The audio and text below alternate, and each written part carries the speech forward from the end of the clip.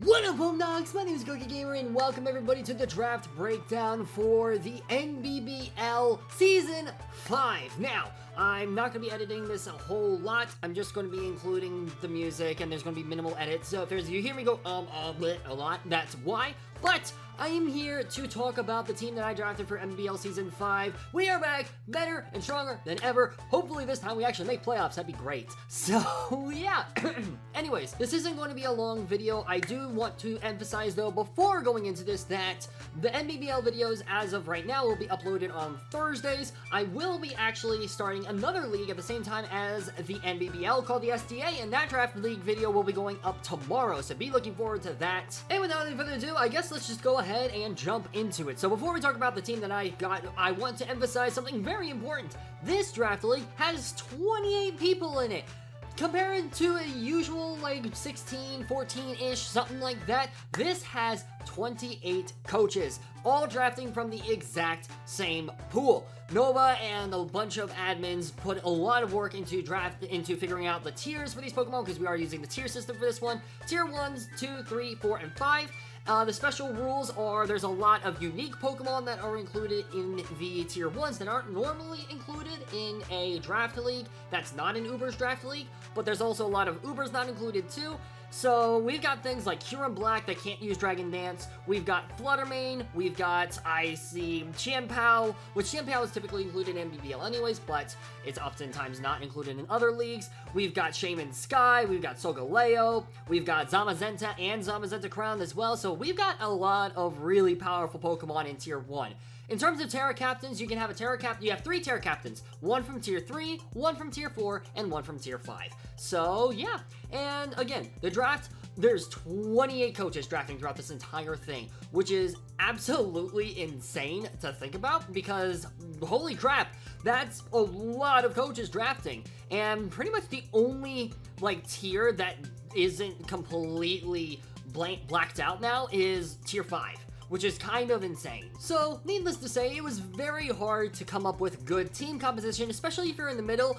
Coming up with team composition can be very, very hard. I was blessed with getting the 3rd spot in the entire draft. So I got pick number 3, and then obviously I had to wait a very long time before it got back to me because it was a snake draft, like always. And even then, I still got heavily sniped quite a bit. Nova, why the frick would you snipe me so much? Stop it. The guy sniped like 3 Pokemon from me, 2 of which I told him about before he sniped it from me, and he neglected to tell me about one of those Pokemon, so that was exciting. I'm only a little bit salty about it. It's fine. Anyways, I've talked enough. Let's go ahead and talk about the team. Ta-da! Ladies and gentlemen, this is the team that we have got for the Milwaukee Medichams NBBL Season 5 debut.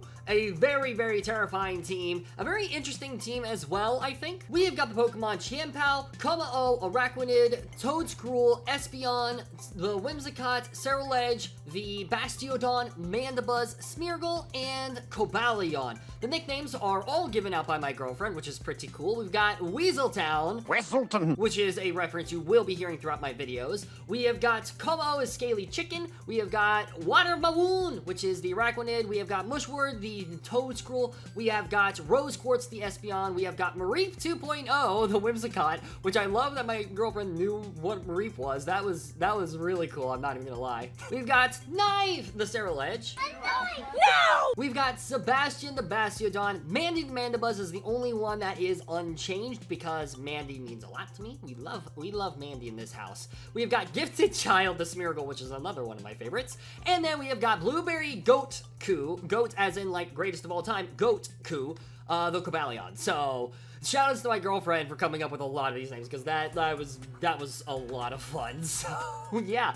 Our Terra Captains consist of kommo-o, which was my 2nd pick overall because I knew I really wanted kommo-o after seeing the doc. We've got Terra Dragon, Steel, and Stellar for this one. We've got Espeon with Terra Psychic, Fairy, and Electric, and then we got Bastiodon with Terra Steel, Ghost, and Water. Overall, a very, very scary team in my opinion.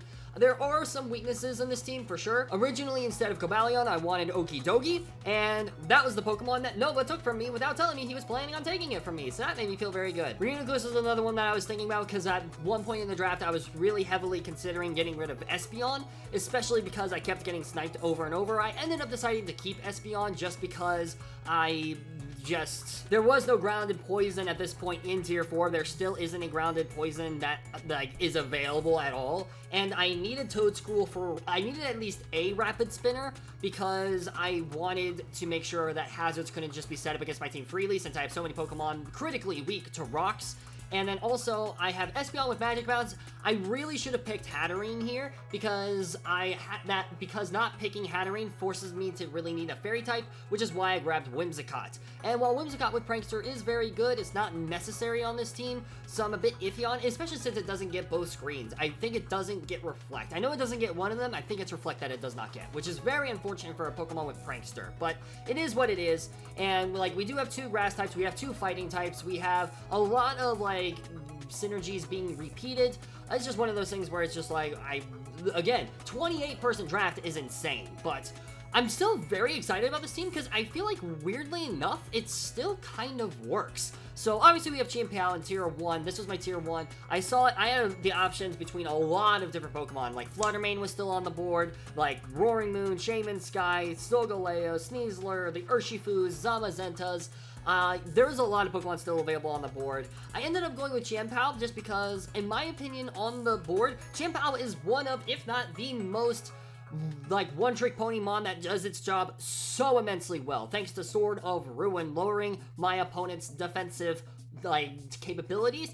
Extremely powerful on a base 135 CHIEN-PAO. Absolutely insane. Pair that up with Terra kommo-o. In general, Terra kommo-o is insane because of Clanger's Soul. Terra Stellar kommo-o is about to go crazy. Again, like I said, when I first started this draft, if I had gotten lower on the board, I probably would have picked up kommo-o as my first Terra. Not even joking with that. So, kommo-o, extremely powerful Terra. Very excited to use it. Next up, we have got Araquanid. Araquanid originally was going to be my Terra captain, and then I ended up picking up Espeon. If I had gotten Hatterene, then I probably would make Araquanid my Terra captain. But it is what it is. Araquanid, even without Terra though, no Terra is needed for Liquidation to hit hard thanks to its Water Bubble ability, and obviously also getting webs to help heavily support CHIEN-PAO and kommo-o as well is immensely valuable. Toedscruel is there mainly for hazard removal, also is there as a decently special defensive wall. It can also set up spikes and toxic spikes, and it is also a ground type, giving me immunity to electric attacks, which is very nice. Obviously, Terra Espeon is extremely powerful, and while the electric there I might change to fire at some point, I'll have to wait and see how battles unfold and things like that. I decided to go with Terra Electric for now. That might change in the future. The reason I have Terra Electric is because, as you can tell, I have no electric type. Once again, I did get fricked over a decent amount just by the way the draft worked. Again, if I had the option, I would drop Whimsicott. But speaking of Whimsicott, it's still going to be a pretty decent Pokemon. It gives me the second fastest Pokemon, base 116, so it still forces it still forces speed creeping, which I do value a lot. And Grass Fairy typing is not horrible, and I think Whimsicott has the potential to have some really fun sets, so I'm really hoping to play with that a lot in this league. Ceruledge is next up on the block. This was my first tier 2 actually. Whimsicott and Toedscruel were both tier 5s, Espeon and Araquanid were tier 4s, and then tier 1 obviously is CHIEN-PAO, and then my tier 3 is kommo-o. I should have also specified, in this league we have 1 tier 1, 2 tier 2s, 3 tier 3s, 3 tier 4s, and 3 tier 5s. So that results in this amount that you see here, which should be 11 Pokemon if I remember correctly. So yeah, there you go. There's that knowledge for you. Anyways, let's talk about Ceruledge. So, Ceruledge, Fire Ghost type.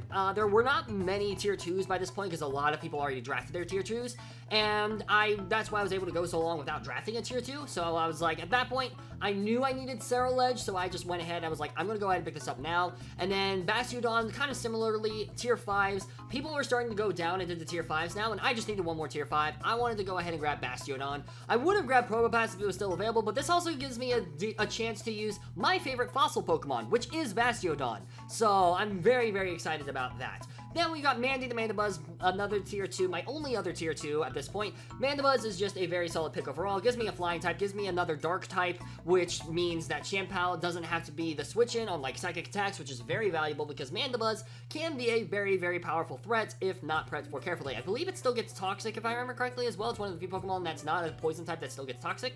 I think, let me double check that actually. Yes, it does still get toxic. Mandibuzz still gets toxic. So yeah, there you go. That's something you have to keep in mind. Smeargle is a Pokemon that's coming to us from the Luxury Ball division in the SPDA as my normal type, resident normal type. I just went ahead and grabbed Smeargle just because, one, I didn't really see much value in anything else, and I wanted a Pokemon that, you know what, this gives me a great supportive option. This technically gives me another spinner as well, and also gives me all forms of hazards, gives me so many forms of disruption.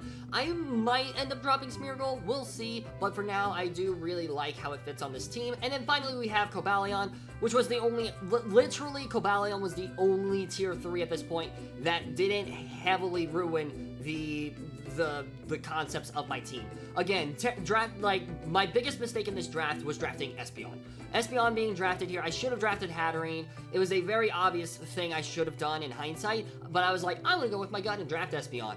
I really should have just drafted Hatterene. So that's why actually Espeon is my Terra Captain, because it's like, well, if you're gonna prove yourself now, I hope so.